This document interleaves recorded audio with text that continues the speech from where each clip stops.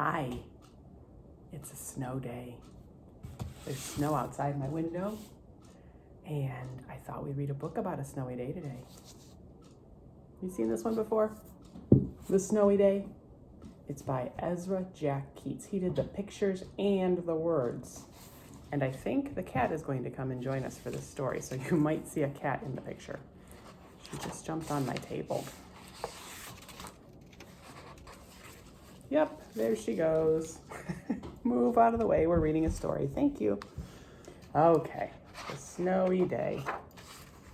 One winter morning, Peter woke up and looked out the window. Snow had fallen during the night. It covered everything as far as he could see. After breakfast, he put on his snowsuit and ran outside. The snow was piled up very high along the street to make a path for walking. Crunch, crunch, crunch. His feet sank into the snow. He walked with his toes pointed in like this.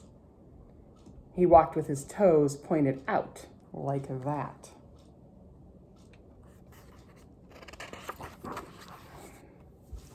The cat is on the table again. Here, if you want to be in the picture, say hi. Say hi. Yeah, now you need to get on the floor. We're reading a story. Thank you. Then he dragged his feet slowly to make tracks. And he found something sticking out of the snow that made a new track. What do you think he found that made that third track in the snow?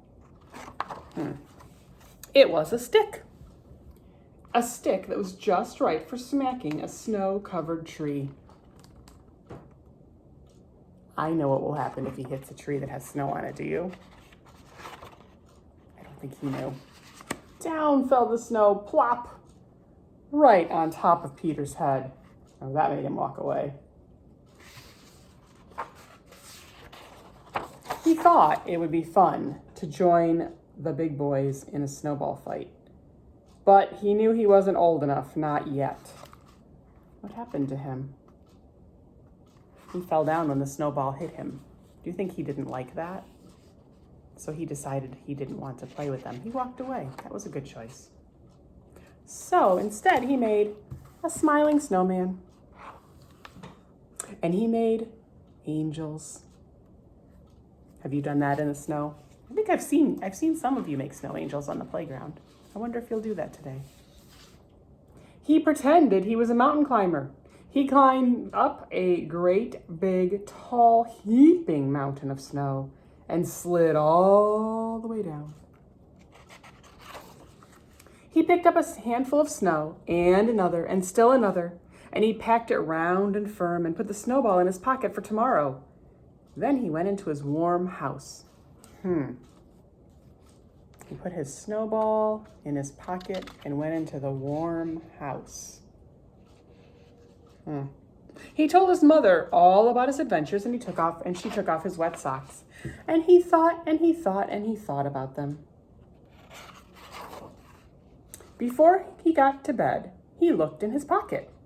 Do you remember what he put in his pocket? The snowball. But his pocket was empty. The snowball wasn't there. He felt sad. What happened to his snowball in the warm house? Do you think it might have melted? That's what I think. While he slept, he dreamt that the sun had melted all the snow away. But when he woke up, his dream was gone. The snow was still everywhere, and new snow was falling. After breakfast, he called to his friend from across the hall, and they went out together into the deep, deep snow. That snow is very deep. Our snow is not that deep, is it? Not at my house. Not yet. It's supposed to snow some more. Well, when I looked outside today and I saw all the snow, I remembered that when my children were 3 and 4 and we had snow days, we used to play school. We would put all of our choices at our kitchen table, and I thought maybe you and I could do that today. Would you like to play school? Here are some of the things we used to do. I would put things on trays for them to do. This is just a tray that you make cookies on. And on this tray we have some crayons. and some paper and some cards that have words on them. This one says to, and this one says M-O-M, mom. And this one says D-A-D, dad. Do you know what those words say? To mom, or to dad. You can make cards. You could ask a grown-up to write down lots of words that you want to write. Maybe words of your friends' names, or maybe a sister's or a brother's name. And you could make a card by folding your paper. You could draw a picture on the front, and then maybe you could write the letters T-O for two, and you could make someone a card. It's almost Valentine's Day. It is February, and in 2 weeks, we're gonna celebrate Valentine's Day. Maybe you could make a Valentine for someone you love. That's one thing you could do today. I'm gonna leave this all on the tray. My kids are bigger now. Do you think when they come downstairs, they'll want to make cards? If they do, they already know how to spell, but I'll leave it out. I'll see what they say when they come downstairs. You never know. I have another tray over here. Let me switch places. This one, I went into the bathtub, the shower, and I got some shampoo out, or conditioner, and I squirted it on the tray like this. And you can put your fingers in here, and you can draw in it. I also found some magnets. I found some letter magnets and some number magnets. Let's see, which one is this? An A. Do you think I could draw an A? Let's see if I could do that. Whoop, whoop. I made an A. And I can erase it like this. And ooh, I'm gonna get really messy when I'm done with this. Whoa. And is this a letter or a number? Let me see. An 8. An 8 is a number. I'm gonna do this. I'm gonna go make an S and come up straight. That's the way to make an 8. So you could do some drawing in some conditioner. And then what do you think you'll have to do when you're all done? Wash your hands? I better get a paper towel. Let me see. Okay. And it comes right off. It would come off even better with water, but I'm just gonna do this real quick, and then when we're done talking, I'll go wash my hands with soap and water. Or maybe I don't need soap. They smell really good right now too. The other thing I did is I took a pillowcase and I went all over my house and I put toys in here. And I'd like to know if you will play a game with me with toys. Will you play a game with me? I hope so. Okay.